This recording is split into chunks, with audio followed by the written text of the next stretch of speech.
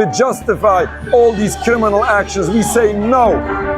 ዋሽንግተን በሁለት ሰዓት መካከል ገብታለች። የዋይት ሃውስ ኦቫል ኦፊስ የብረት በሮች ከተቆለፉበት ሚስጥራዊ ደጅ በስተጀርባ በዶናልድ ትራምፕ እና በቤንያሚን ኔታንያሁ መካከል አየር የሚያሳጥር ድራማ ተከስቷል። ከውጭ ኔታንያሁ የጦር ወንጀለኛ ነው የሚሉ የሺዎች ህዝባዊ ማዕበል አሜሪካን እያናወጠ ባለበት በዚህ ቅጽበት ትራምፕ በካሜራ ፊት ዓለምን አታታልል ሲሉ ኔታንያሁ በግልጽ የወቀሱበት፣ ኢራን ደግሞ በድንገት ባላስቲክ ሚሳኤሎቿን ወደ አሜሪካ ወታደራዊ ጣቢያዎች ያወረደችበት ዝርዝር ይዘናል። ቻናላችን ላይክ፣ ሼር፣ ሰብስክራይብ በማድረግ እስከ መጨረሻው አብራችሁን ቆዩ። ዛሬ በዓለም አቀፉ ፖለቲካ ሰማይ ላይ የሚታየው ደመና የጠራ መስሎ ቢታይም ውስጡ ግን እንደ እሳተ ገሞራ እየፈላ ይገኛል። እስራኤሉ ጠቅላይ ሚኒስትር ቤንያሚን ኔታንያሁ በዋይት ሃውስ የኦቫል ኦፊስ ከፕሬዝዳንት ዶናልድ ትራምፕ ጋር ለ90 ደቂቃዎች የቆየ ዝግ ስብሰባ አድርገዋል። ነገር ግን ስብሰባው ከመጀመሩ ጥቂት ሰዓታት በፊት ትራምፕ በፎክስ ኤንድ ፍሬንድስ የቴሌቪዥን ፕሮግራም ላይ በይፋ ባደረጉት ንግግር የኢንተለጀንስ መረጃን ለዓለም በመንዛት ኔታንያሁን በግልጽ ከሰዋቸዋል። እንደ አሶሺየትድ ፕሬስ እና ፎክስ ኒውስ ዘገባ ከሆነ ኔታንያሁ በኢራን ናታንዝ ኒውክሌር ማዕከል አቅራቢያ ከምድር ስር 100 ሜትር ጥልቀት ባለው የፒአክስ ማውንቴን ተራራ ውስጥ በሚከናወነው ሚስጥራዊ ቁፋሮ ላይ አሜሪካ በወታደራዊ እርምጃ እንድትገባ ጥብቅ የደህንነት ሰነድ ይዘው መምጣታቸው ተሰምቶ ነበር። ነገር ግን ትራምፕ ከመገናኘታቸው በፊት እኔ ስለ ፒአክስ ማውንቴን ምን እየተካሄደ እንዳለ በትክክል አውቃለሁ። ኔታንያሁ ይህንን ለዓለም የሚያውጀው እኔን በጦርነቱ ውስጥ አጥብቆ ለማሰር ስለሚፈልግ ነው። ለምን አስቀድመህ ለኔ ብቻ አትነግረኝም ሲሉ በቁጣ ተናግረዋል። አሜሪካና እስራኤል የማይናወጥ ወዳጅነት ያላቸው ይመስላል። ነገር ግን የትራምፕና የኔታንያሁ ስልታዊ ልዩነት ከእንግዲህ በጋዜጣዊ መግለጫዎች ሽፋን ሊሸፈን አይችልም። ትራምፕ አሜሪካ ፈርስት በሚለው መርሃቸው ሀገራቸውን ከማያልቅ መካከለኛው ምስራቅ ረግረግ ማውጣት ይፈልጋሉ። ኔታንያሁ ደግሞ የአሜሪካን ወታደራዊ ክንድ ተጠቅመው ኢራንን የኒውክሌር ስጋት ለአንዴና ለመጨረሻ ጊዜ ማክሸፍ ይፈልጋሉ።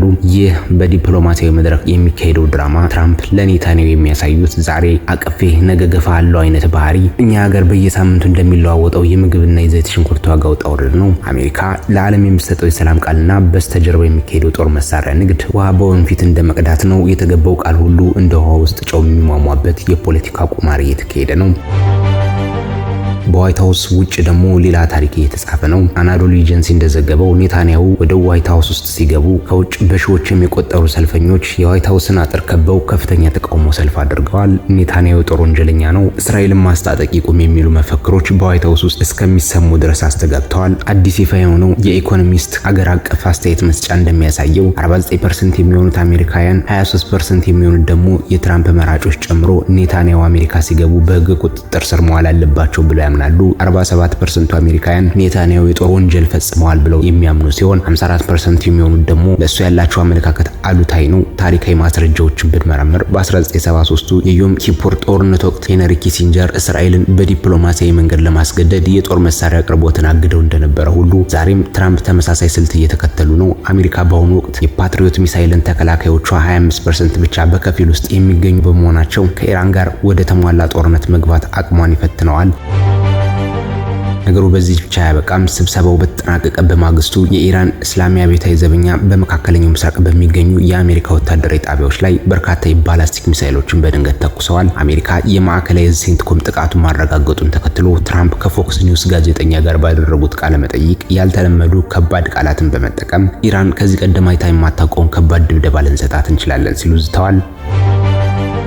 በሌላ በኩል ኔታንያሁ ዋሽንግተን የመጡበት ሌላው ሚስጥራዊ ምክንያት አሜሪካ ለቱርክ ዘመናዊ F-35 የጦር ጀቶችን ለማስታጠቅ ያቀደችበትን ስምምነት ለማገድ ነበር። ኔታንያሁ ለቱርክ F-35 መሰጠት በመካከለኛው ምስራቅ ያለውን ወታደራዊ ኃይል ሚዛን ያበላሻል ቢሉም ትራምፕ ለጋዜጠኞች በሰጡት ምላሽ እኛ ለፈለግነው ሀገር እንሸጣለን ሲሉ የኔታንያሁን ጥያቄ ውድቅ አድርገውታል። የዛሬው የዋይት ሃውስ ፍጥጫ የሚያሳየን አንድ ትልቅ እውነት አለ። በዓለም ፖለቲካ ውስጥ ዘላቂ ወዳጅ የለም፣ ዘላቂ ጥቅም እንጂ። ኔታንያሁ አሜሪካን ወደ ኢራን ጦርነት ለማስገባት የሚያደርጉት ጥረት ከትራምፕ የአሜሪካ ፈርስት ግድግዳ ጋር ተቀጭቷል። ከዋይት ሃውስ ውጭ ያሉ የሺዎች ህዝብ ጩኸት ደግሞ የፖለቲካ መሪዎችን እንቅልፍ የሚነሳ ሆኗል። ኢራን ባላስቲክ ሚሳኤሎቿን ያወረደችበት፣ ትራምፕ ደግሞ ከባድ ድብደባ እንሰጣለን ባሉበት በዚህ ሰዓት ነገ በመካከለኛው ምስራቅ ምን ሊፈጠር ይችላል የሚለውን አሜሪካ በጦርነቱ ውስጥ ሙሉ በሙሉ ትገባለች ወይስ ኔታንያሁን ብቻቸውን ትተዋለች?